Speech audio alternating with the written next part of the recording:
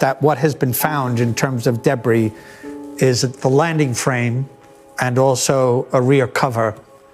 So it means the actual hull hasn't yet been found, but two very important parts of the whole system have been discovered, and that would not be found unless it's fragmented. It's come apart. So this picture here we're seeing now, that's the landing frame you're talking about? At the bottom, yes. And it sits on that, it's bolted to that, and that's how it docks itself into the launch and recovery system. And then the back sort of like fishtail shape, that's essentially what we call a fairing. Inside of that will be electronics and all sorts of things, and that's a fairing just to make it smooth. It's a cover that was bolted, but it comes off, relatively easy. So if the fairing is off and the frame is off, well, something very bad has happened to the entire structure. Right. Greetings, ladies and gentlemen. Welcome to DaveyJay Today. I'm your host, DaveyJay, and today we want to give you another update on the missing sub that was exploring the Titanic, and it looks like they may not have even made it to the Titanic. Reports coming out now that they have found a debris field of the Titan sub on the ocean floor. You see, what happened is the Coast Guard sent some salvage submersibles out into the ocean. I think they sent about 4 or 5 of these down to the ocean floor, and one of the Canadian submersibles with cameras on it, audio equipment, sonar, all the bells and whistles, found multiple items of concern in this debris field. They found the rack that it uses to set down, and it's made of some kind of fancy titanium. That looks like it was just a rip from the sub, and it would appear that something catastrophic happened because they also found the rear portion of the sub's cone, which is that kind of pointy part on the end of the sub, and it's just very, very sad. This obviously means that there was a catastrophic event, whether it blew up halfway down or hit the ocean floor and then went boom, and then there was some kind of crack that all of a sudden pressure came in and went poosh. Once you get down to the ocean floor, experts say the PSI level is about 6,000 pressure per square inch. Wow. So if you're filling up air in your tire, that's about 50 to 55 PSI. Think about it like that. Once you get down to the ocean floor, you're talking 6,000 PSI. Okay, there's 2,000 pounds in a ton. That means there's about 3 tons of pressure that's pushing against these subs that go and visit the Titanic at those depths. So yes, it's very serious and very scary stuff, which means that you need to have a very well engineered craft, a very well thought out plan. You can't organize these plans in 24 to 48 hours. Scientists, like when they were taking the Russian subs out there for most of the trips that James Cameron went on, the 2 Russian Mirs that are now in retirement, they spent years planning each dive. So what we see here is a lot of hubris with the OceanGate crew, and I'm not going to put it all on Stockton Rush, the CEO, because it's not all him. He relies on his crew, on his engineers, and the people that helped him and assisted him in building the Titan sub. He relied on all of their research to build this thing, and it wasn't all him, so we can't really put the blame on him. We do officially know all the people that unfortunately now they're saying passed away because of this implosion. One is the French explorer, ex-French Navy P.H. Nagelet, the CEO of OceanGate, Stockton Rush, and of course the UK billionaire Hamish Harding lost his life as well. And then the saddest one, for me at least, is the 19-year-old Suleiman Dawood and his father, Shahzada Dawood. It's just so tragic. A father and son. May they all rest in peace. Please say a little prayer for them. Actually, you know what? We're going to go ahead and leave a little moment of silence and respect for the 5 men who lost their lives on the Titan sub. Let's commence that right now.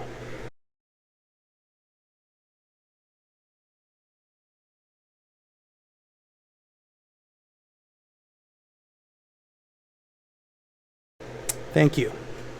Thank you for taking a moment of silence to honor those who lost their life in the Titan tragedy. So in my last YouTube video, I was talking about these 30-minute intervals of sound that the Coast Guard said that their sound buoys picked up. Now, let's review really quick. The sound buoys are these buoys that have these audio microphones, and they put them about 200 meters down, and they can track all the audio throughout the ocean, all the way down to the ocean floor, because there's no GPS in the water, there's no radio waves, but audio waves travel very well through water. Yeah, bet you didn't know that. Well, I don't know who made up the rumor, but lots of different newscasts were picking this up, saying that they were hearing the banging reportedly every 30 minutes, like it was some kind of emergency SOS. Apparently that is not true. However, the Coast Guard did say these sound buoys that they dropped did pick up some noise. So what we found out later on is that this noise was very unlikely people in the sub or any sign of life in the sub. And what it probably was most likely was some mundane, weird sounds in the ocean. Because after watching a bunch of interviews from mariners and experts on the ocean is apparently a very noisy place.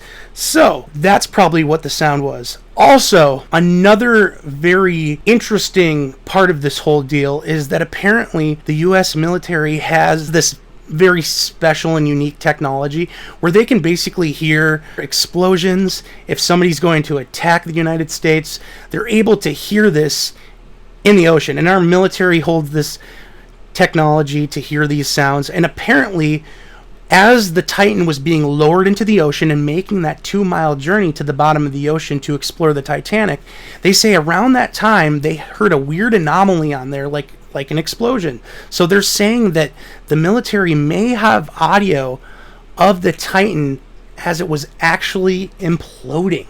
Yeah, very creepy, very scary. If I find out more about that, I will put it right here in my next video. And of course, the sad part about all of this audio stuff is the fact that they moved the search over closer to where the sub went down to see the Titanic because they heard the audio like a couple hundred miles away, so they thought it was actually them tapping. So to be sure, they moved the search over quite a bit. So when they realized that they found the debris field from the sub and that it probably imploded, they determined that it probably imploded mere minutes after leaving, just like an hour and a half after leaving the ocean's surface. So they abandoned that search for the sounds that was a couple hundred miles over and went back to where the debris field was found, which is what you have to do. But it turns out that those sounds were not them after all. So it's kind of sad. What can we learn from this?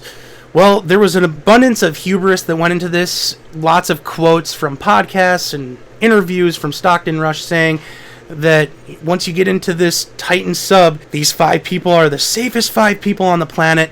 Things of that nature. Just strange quotes that almost sound like Titanic is unsinkable. Like saying God himself could not sink this ship. The Titanic is unsinkable. Like they said about the engineering with the Titanic back in 1912. This is what Stockton Rush was saying about his Titan sub.